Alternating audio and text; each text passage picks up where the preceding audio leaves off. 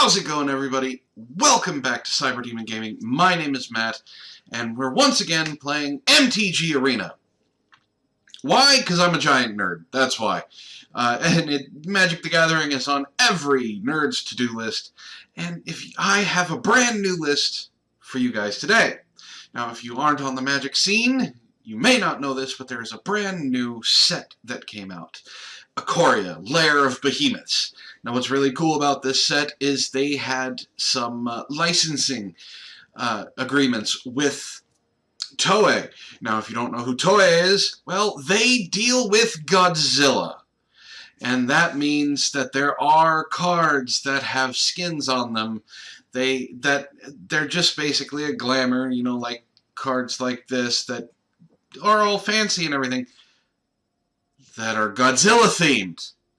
Now, unfortunately, I don't have any of those in this deck today, but I do have some new Ikoria cards to play along with on this, and this is, for those of you who don't know, there is a meta in Standard, which has to deal with a lot of creature-heavy set decks and things like that, so I have come across a deck list, kind of added my own spin to it, that is very anti-meta. Now, it is a control list, and I am calling it anti-meta Esper. It's very simple. Esper is blue, white, and black. So, we don't get to use any of the new triomes. That's fine. We have enough of our mana fixing to deal with that. But let's go ahead and get into this and see how it goes up against the meta. And there is a sideboard to it, but because of a specific card. So let's do this and see how things, and I'll explain things as we go, as I always do. Now, this deck list will be in the description below if you want to go ahead and try this out. So here, let's start off with our 2-drop slot, which we have Fae of Wishes. Fae of Wishes is an adventure. This is from the last set. So it's a 2-drop creature, but it does have an adventure as well, which is a sorcery, and that costs 4. So you may choose a non-creature card you own from outside the game, reveal it, and put it into your hand. Now what it means by outside the game, in this content and this aspect of it, it's not really homebrew, you gotta go by the rules. It's your sideboard. You can grab a card from your sideboard and put it into your hand. I'll go over the sideboard specifically after this is said and done for Fae of Wishes. Now, the reason why it says outside the game, you can have homebrew rules, where if it says outside the game, it could mean any card that you have around on you, which could be fun.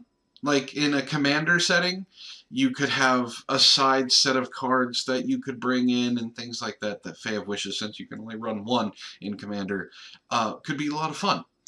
So that specific rule is for this setting of MTG Arena. It's only your sideboard. At home, it could be whatever you want. But we run 2 Fae of Wishes. Now, the creature itself is a 1/4 flyer for 2, and it has an ability to tap 1 blue, 1 colorless, and you discard 2 cards, return Fae of Wishes to its owner's hand. This doesn't happen a lot, because especially with control decks, unless it's late game, the cards that they're holding on to tend to be important. So we run 2 of those. Next, we have a small amount of the Show Me What You Got package, which is 2 Agonizing Remorse. Target opponent reveals their hand, you choose a non-land card from it, or a card from their graveyard, and you can exile that card, you lose 1 life. It's 1 black, 1 colorless. Now, we only run 2 of those, and the reason why is this is a best of 1, so we're not really worried about their sideboards, and basically getting rid of any card that we know is important to them right away is actually pretty good. So getting this out second turn or even late game can be detrimental to your opponent, especially with that ability to get things out of the graveyard, dealing with the Titans and Black Cats and things like that. You will notice that there's a lot of graveyard hate for this deck, or in this deck, and there is a reason why. But we run 2 of those. Now, normally we would also run Essence, Thought Erasures. I'm sorry, not Essence Scatters, Thought Erasures. But Thought Erasure is a little bit off meta because it just makes them discard, and that helps feed graveyards for certain decks, like the Uro decks and the discard decks and things like that. We run two Heartless Acts. This is one of the new cards. It's an instant, 1 black, 1 colorless. Destroy target creature with no counters on it, or remove up to 3 counters from target creature. So this can actually work both ways. It can be good for removing creatures without counters, and that's any creature. But there's a lot of, in Ikoria, there's a lot of creature counter creation. And we're talking about counters of lifelink, counters of first strike, counters of menace, things like that. Not necessarily +1/+1 counters. So you can remove any up to 3 counters. And this does include things like Hydroid Krasis, or those creatures that have counters on them. Hydroid Krasis comes in with a certain amount of counters, and it's really simple. You can't kill it outright with Heartless Act, but you can make it a lot weaker. And if it just happens to be one of those Hydroid Krasis that come out for 3 on turn 5, well, then you can kill it. Or you can make a 4/4 into a 1/1 in that detrimental point where you need them. They're blocking a bigger creature, or they're blocking a creature of yours. But we run 2 of those. There's a lot of removal in this deck, and so that's why there's a lot of 2-ofs instead of 4 or 3. So just bear with me here. The next one we run is from M20. It's an oldie but a goodie. It's called Legion's End. Like I said, it deals with a lot of graveyard hate and a lot of exiling. It's 1 black, 1 colorless. We run 2 of them. It's a sorcery speed, so you gotta kind of use it on your turn. Exile target creature an opponent controls with a converted mana cost of 2 or less, and all other creatures that that player controls with the same name as that creature. There's more. Then that player reveals their hand, so you get to see what they have, and exiles all cards with the name from their hand and graveyard.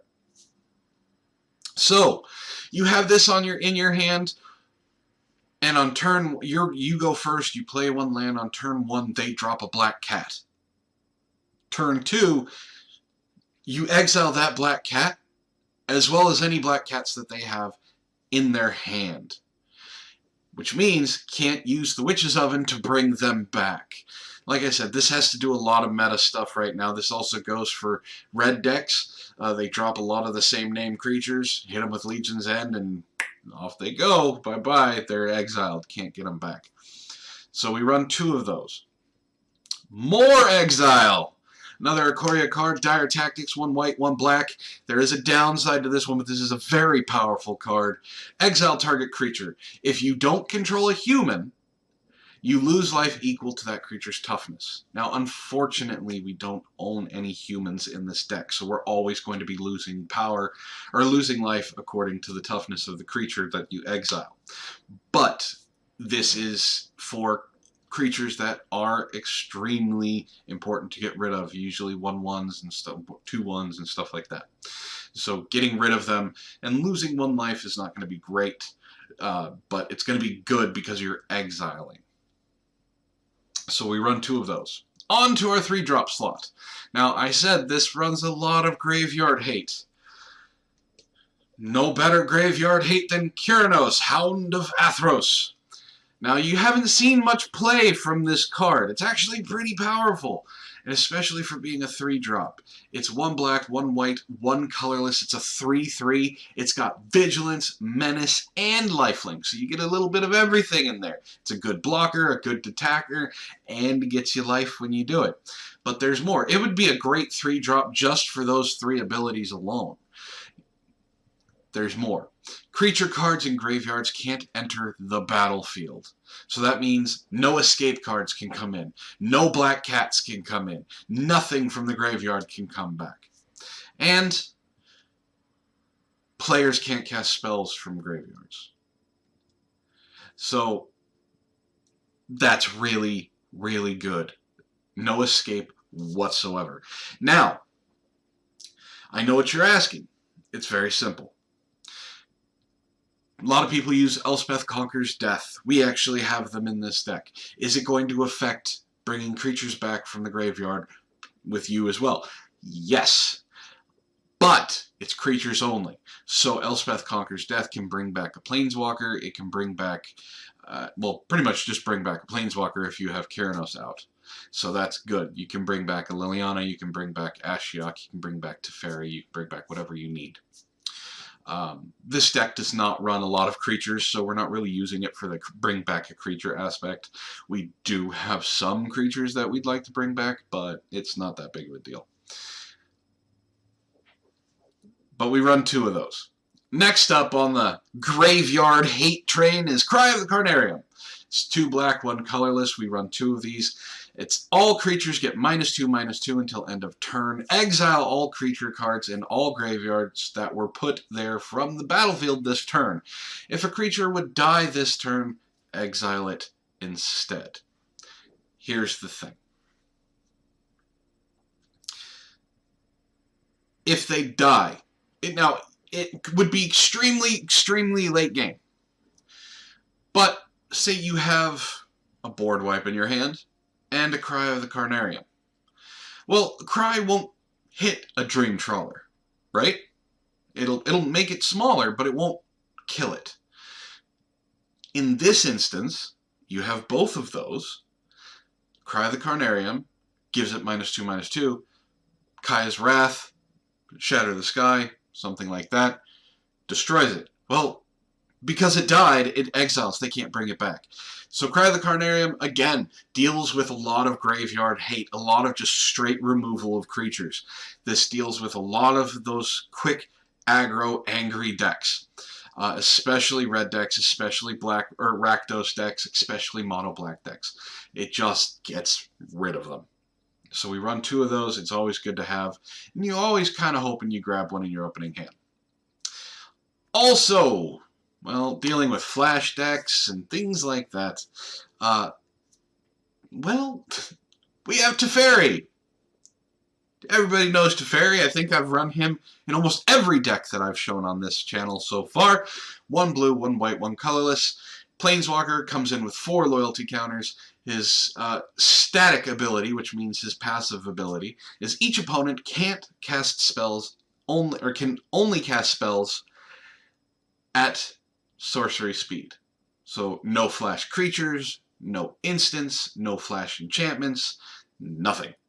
Okay? It's just sorcery speed on their turn, which is very, very powerful.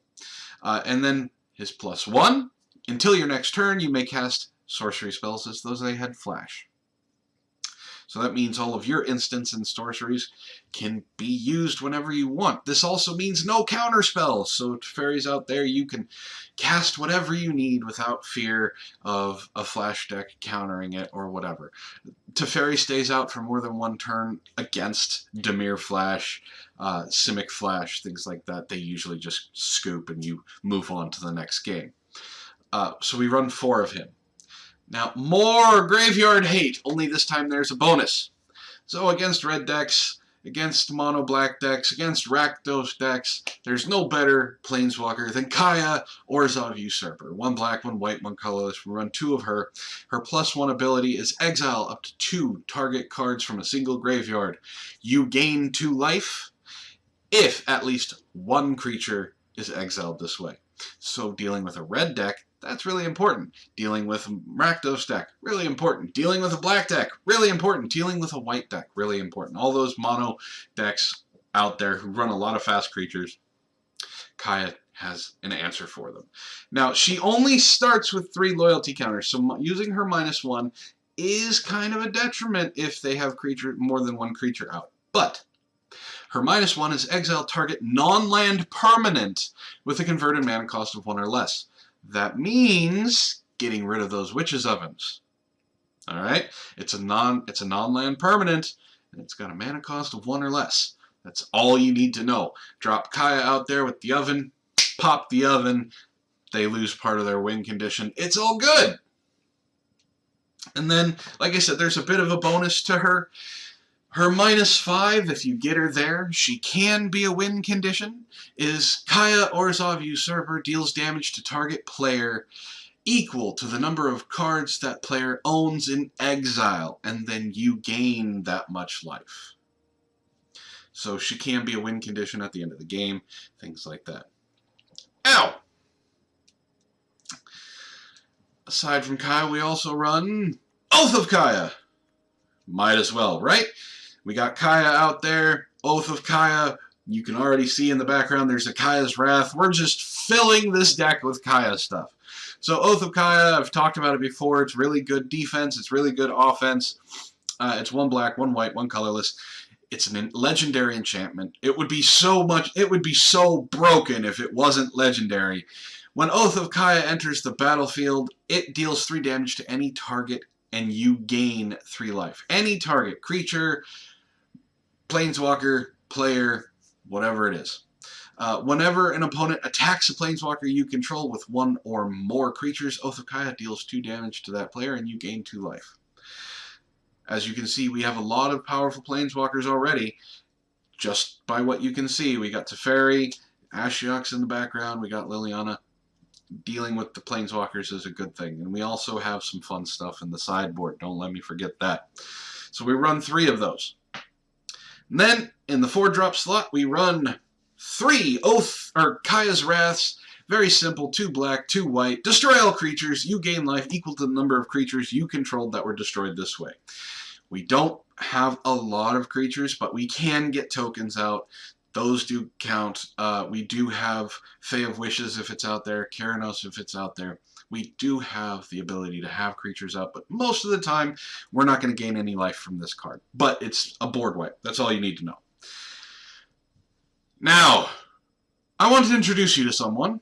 He's new to this channel, but he's not new to your hearts. He's been around since the 70s. Not this card, per se, but the card, the creature the card is based off of. We have Bruce! If you don't know who Bruce is, I'm not talking about Finding Nemo, I'm talking about the legendary shark himself, Jaws. Steven Spielberg named the rubber shark, all of them, Bruce, and this was after an executive. He was named after an executive producer that was giving Spielberg a little bit of trouble.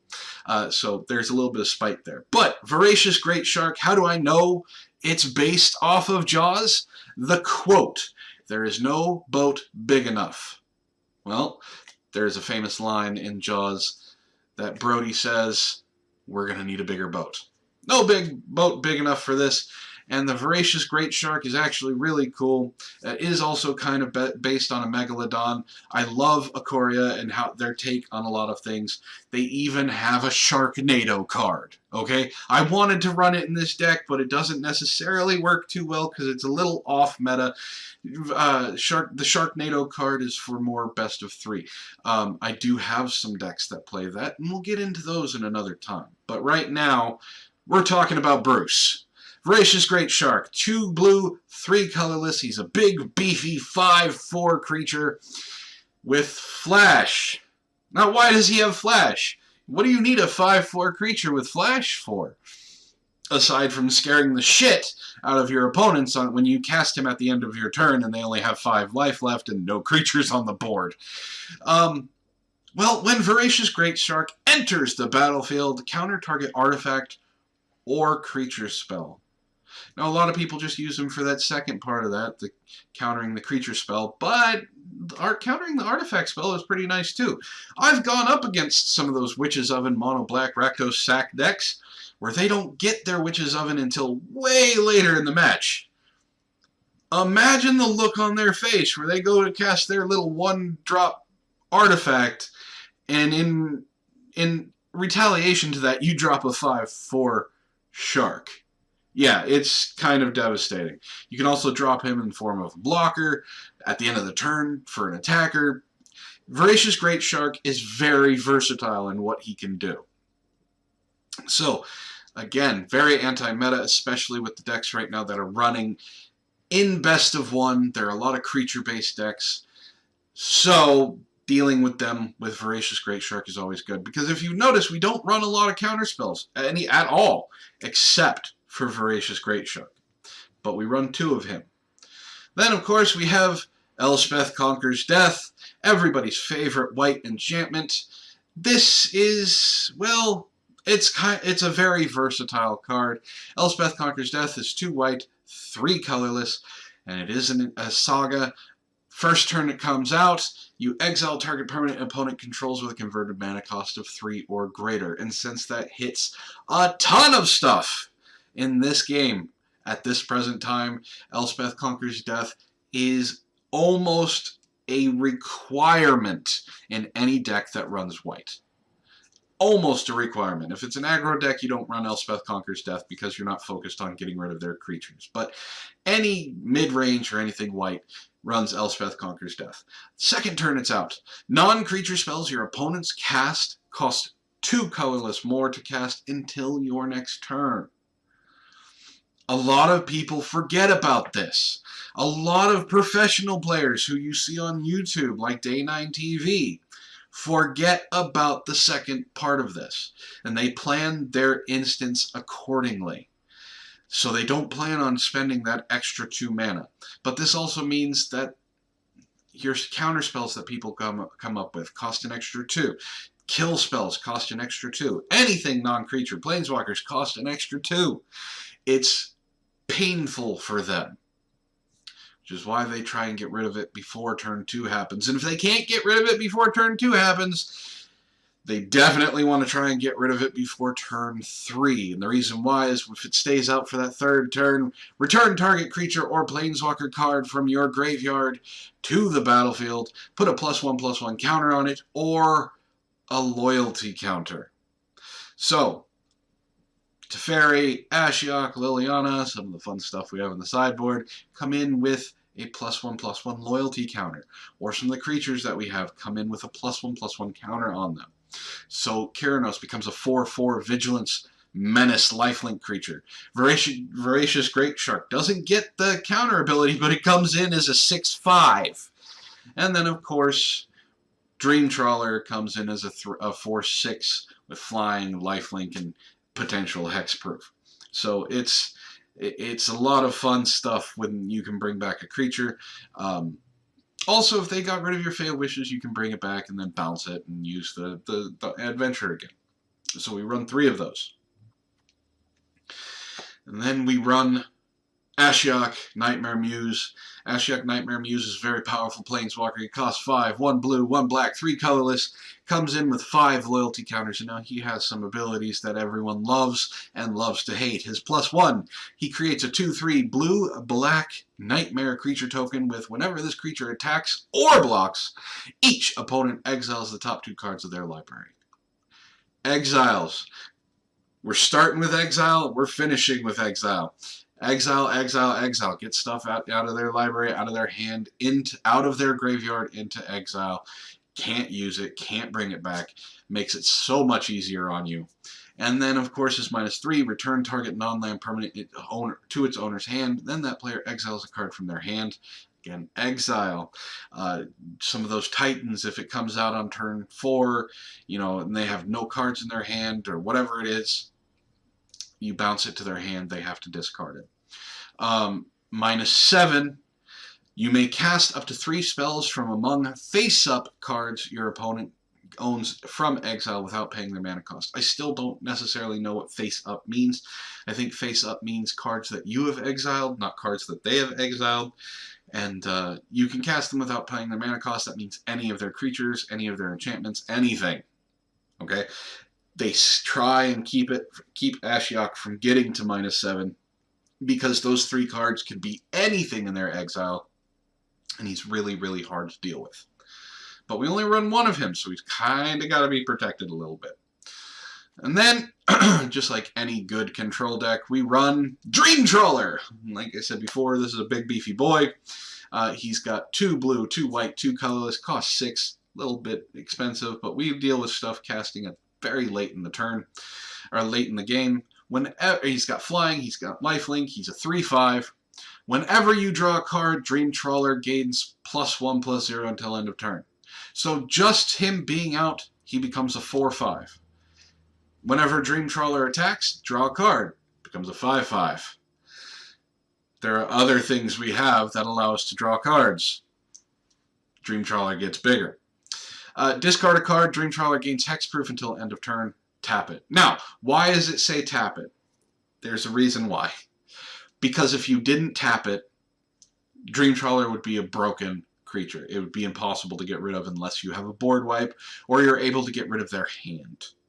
Dream Trawler usually, if Dream Trawler comes down, usually a scoop is inevitable.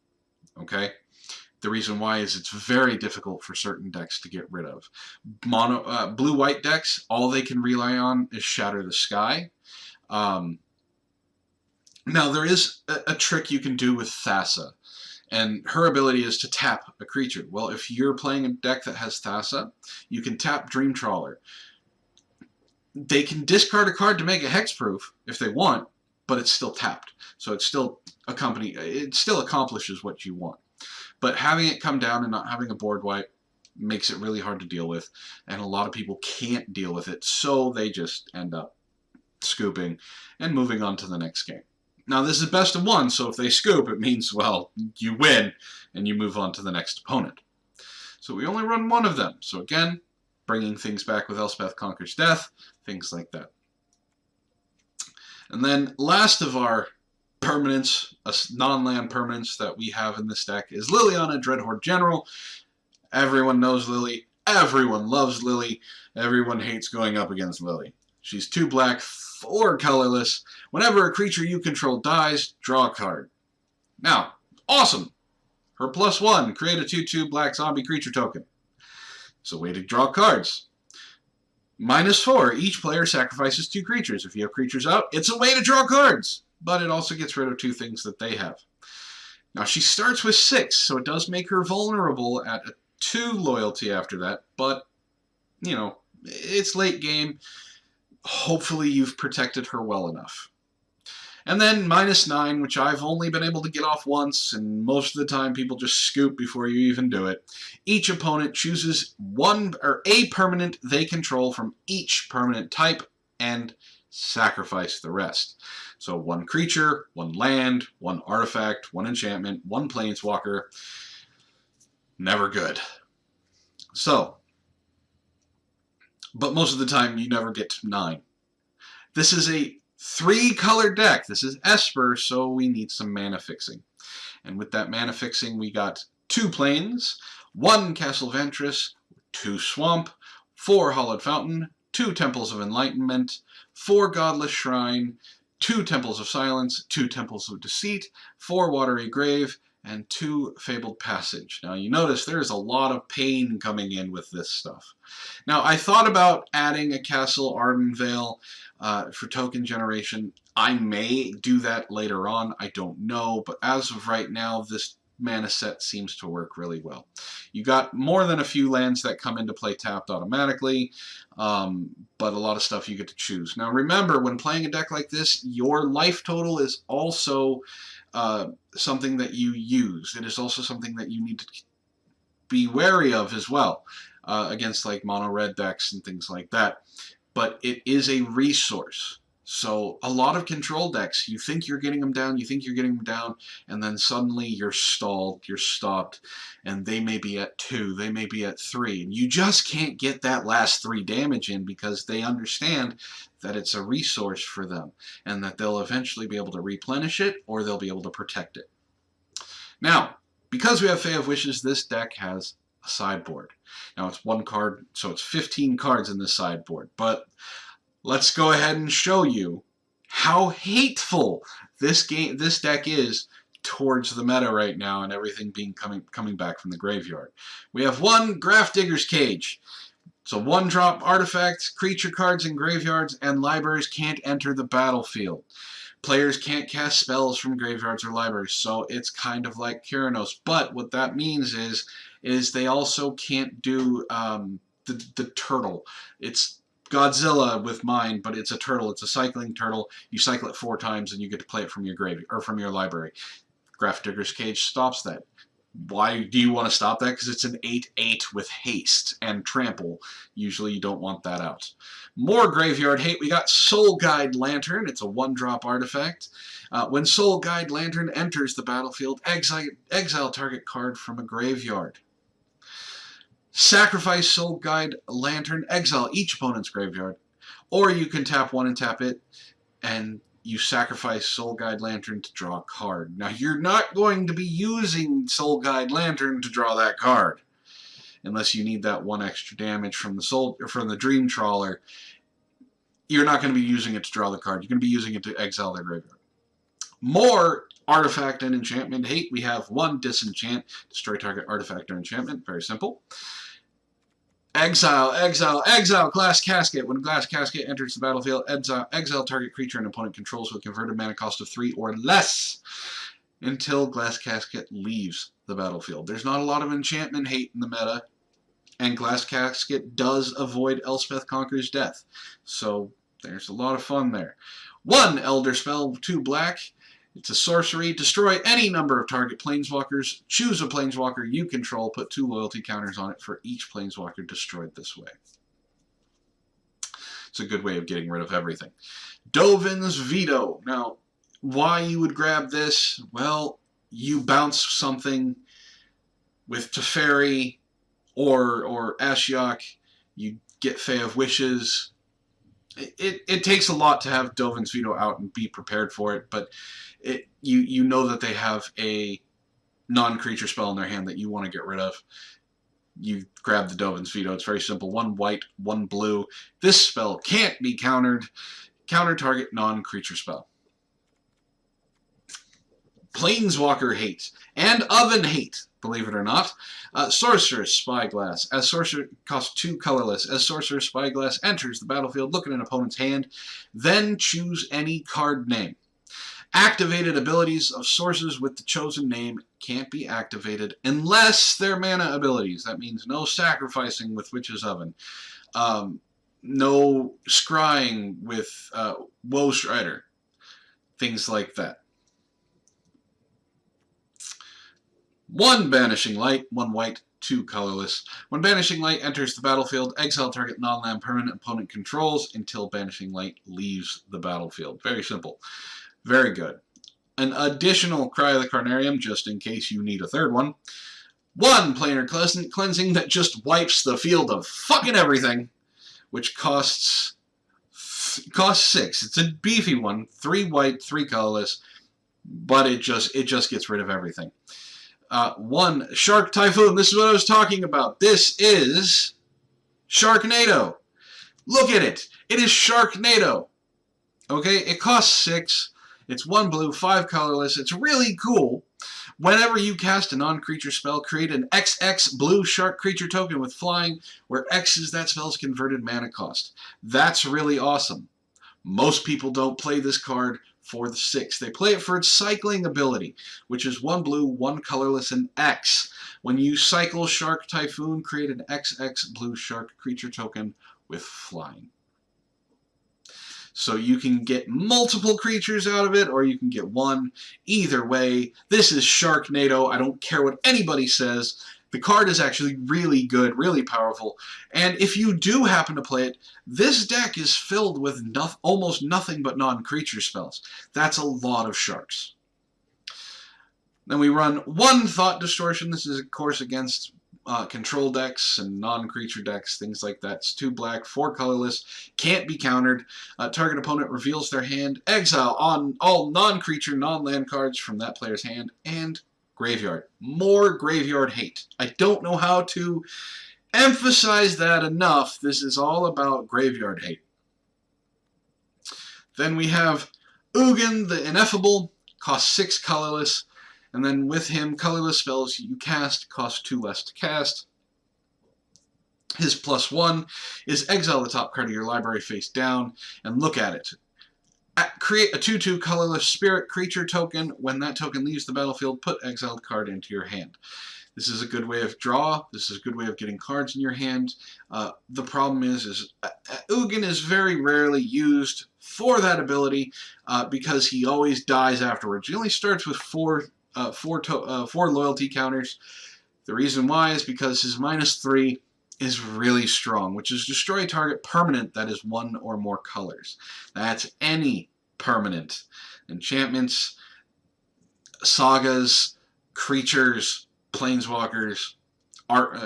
There are colored artifacts, so I will say some artifacts, but it just yeets it off the field, and it's -3. We only run 1 of him though, but you can grab him and bring him back with Elspeth Conquers Death. And then the last one, even more artifact and enchantment hate, as well as some life gain, which is Heliod's Intervention.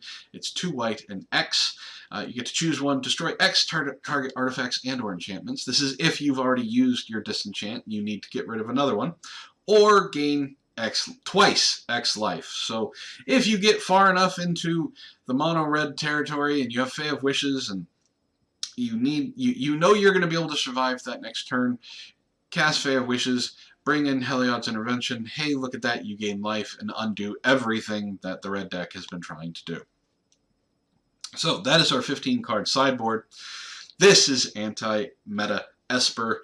So we're going to go ahead and we are going to jump into some games and see how this goes. Like I said, this is best of 1, but let's get started, shall we?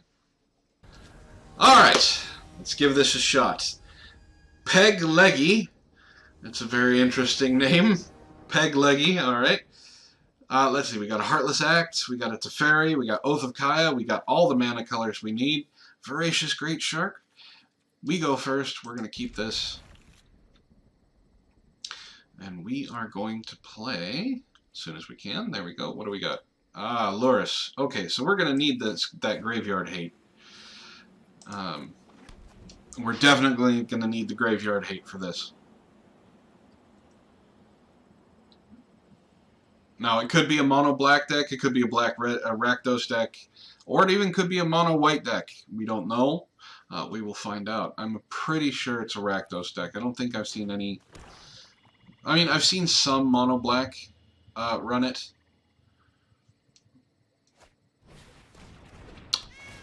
We're going to need Graveyard Hate. So we're going to go ahead and hold off on that for a second. Rakdos. It's almost like I knew what I was talking about. Well, that's a thing.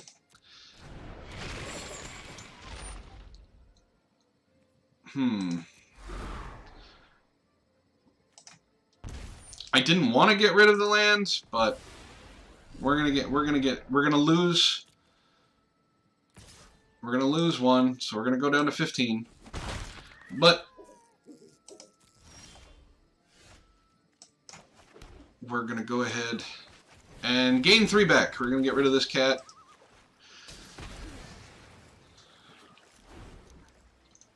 It's important to get rid of the cat.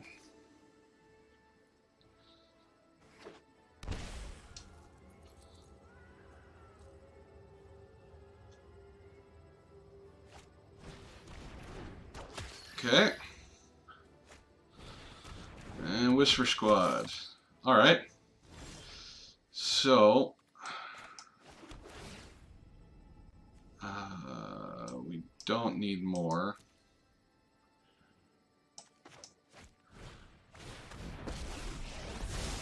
Now, normally I would bounce something, but I want to keep Teferi out, so we're going to go ahead and plus. Let's try this.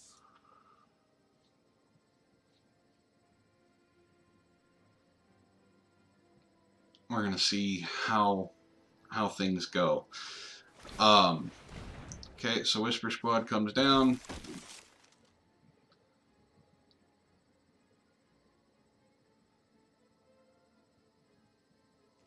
Now, they're going to attack Teferi, which does give us some life. Stop that now.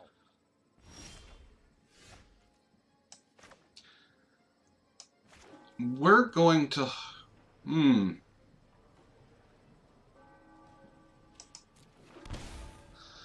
Yeah.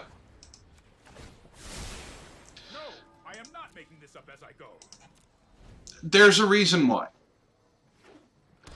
So it depends on what's coming down. We may be dropping a Voracious Greatshark. Depends. But we also may be casting Fae of Wishes at the end of this.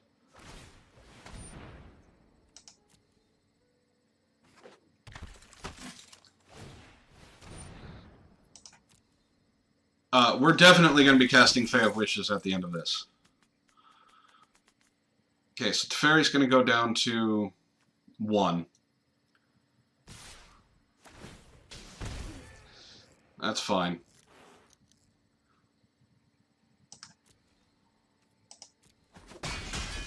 Now, why are we casting Fae of Wishes? That's simple. Do you remember what I said about that Cry of the Carnarium? Well, we're about to fuck their day.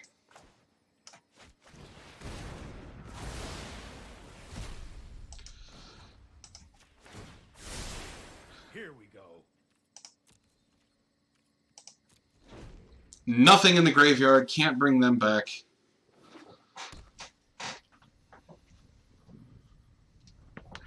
They want to play, they're going to play Luris, that's fine. They're going to bring back the cat. We're going to kill the cat, and then we're going to gain 3. Oh, gotcha. Okay. Well, it didn't escape, so that's fine. We're going to discard Heartless Act.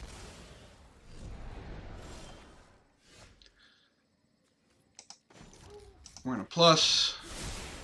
Don't worry, I got this.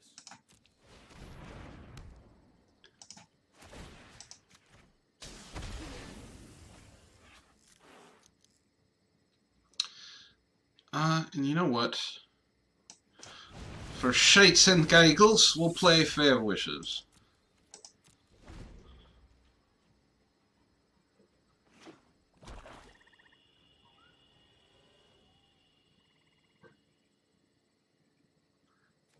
Yeah, you can't...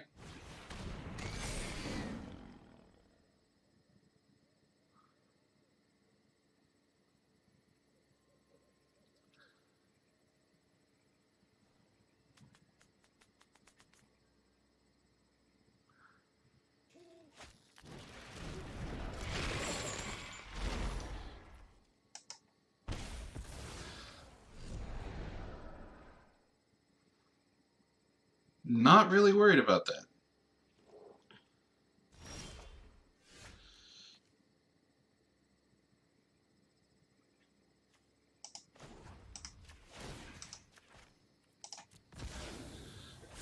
I've done the hero thing before.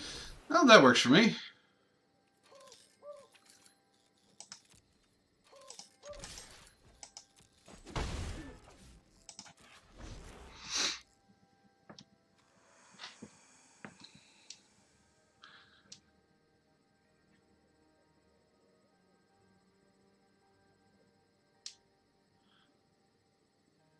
Now, they want, yeah. So we're going to go ahead and make sure that they don't get that. And that's a 5/4. You probably want to kill that.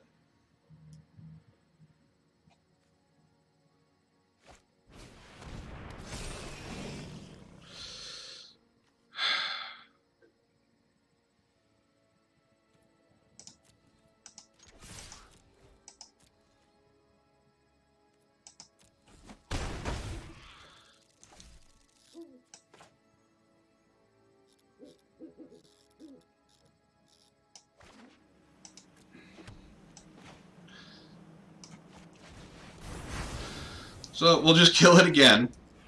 I didn't want to get rid of the Fae of Wishes, but we can't have this keep coming back.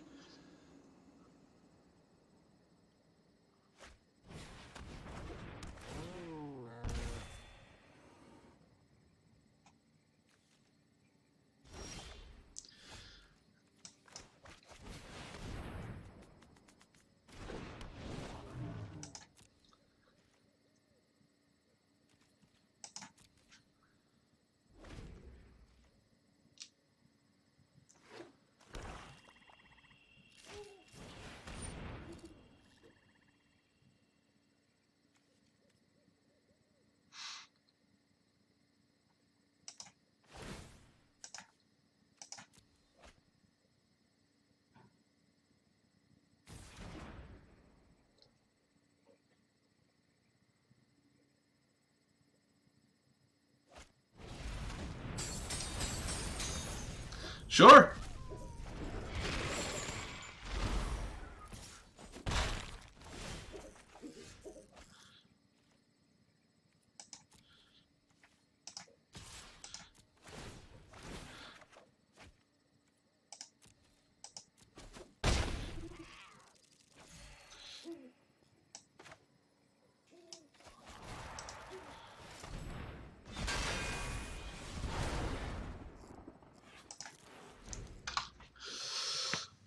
Can they get rid of it?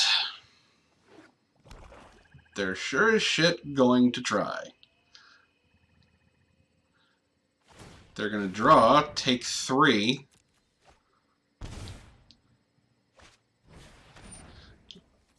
Yep. You got your Witch's Oven.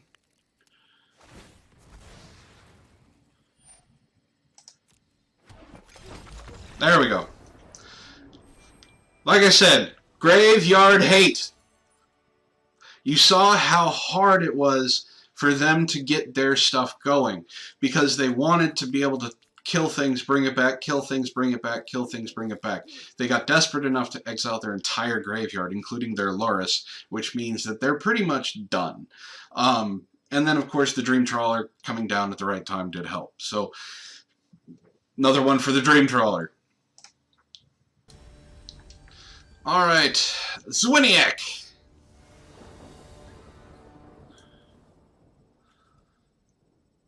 This is not bad. I would like some black land. We're definitely gonna... Yeah, we need black land. Hey, black land! Ask, and ye shall receive. No. Oh, and with the Legion's End, what we want them to do is,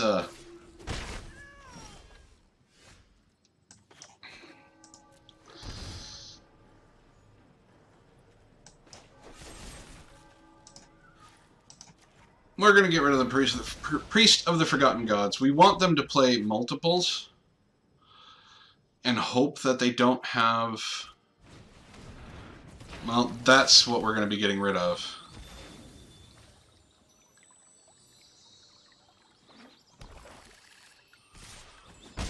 Yeah, we're going to get rid of the Dread Horde.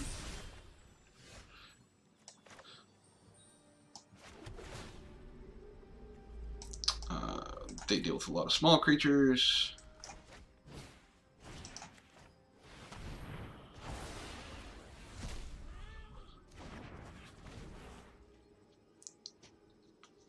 What would be nice is a Cry of the Carnarium.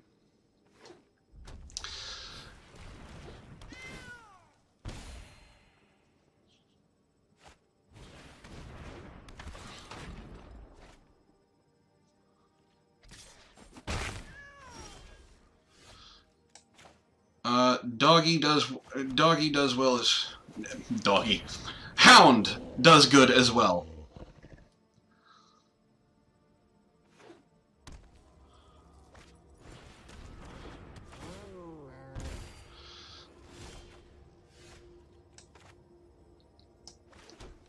So, we're gonna throw a Nightmare Muse out there.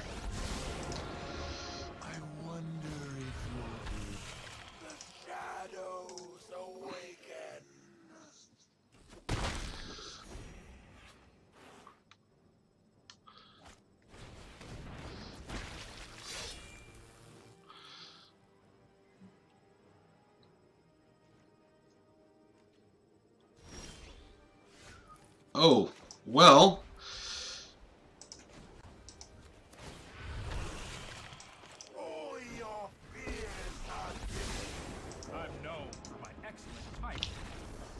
There we go. And it looked like it wasn't going to be good for us, and then Gyarados comes down and gives us the breath of life. Is this the same Optimus Prime that is a fan of my channel? We'll find out. We go first. We'll keep this. We got our 3 colors. We would just need 1 more mana. We got Agonizing Remorse. We got Heartless Acts. It's another... Oh, it's a white Laris deck. That's gonna die.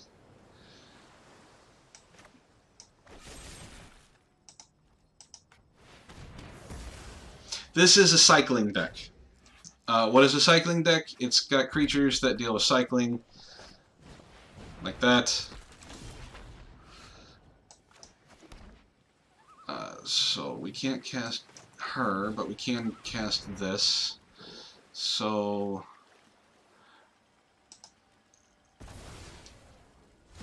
another black would be good.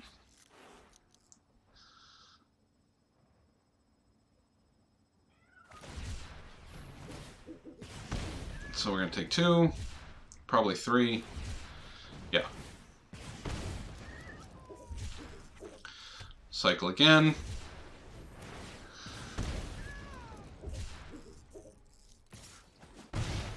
We need... Well, Teferi works. I can no longer stand by and watch. Another white mana. There we go.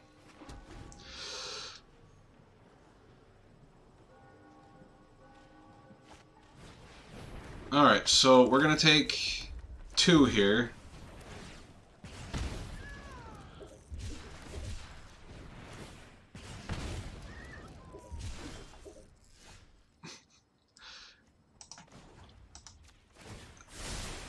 Trust me, I have a plan.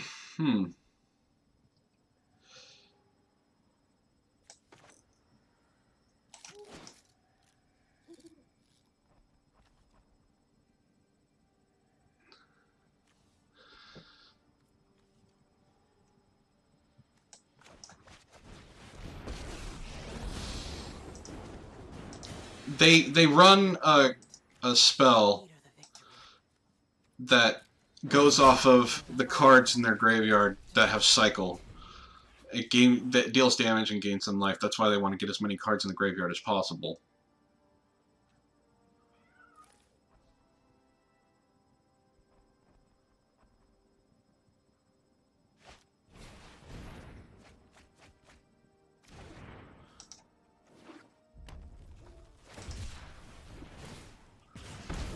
Okay, so they're going to kill Teferi,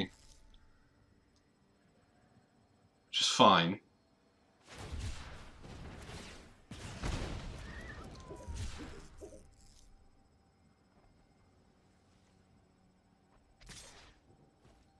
Not going to kill Teferi.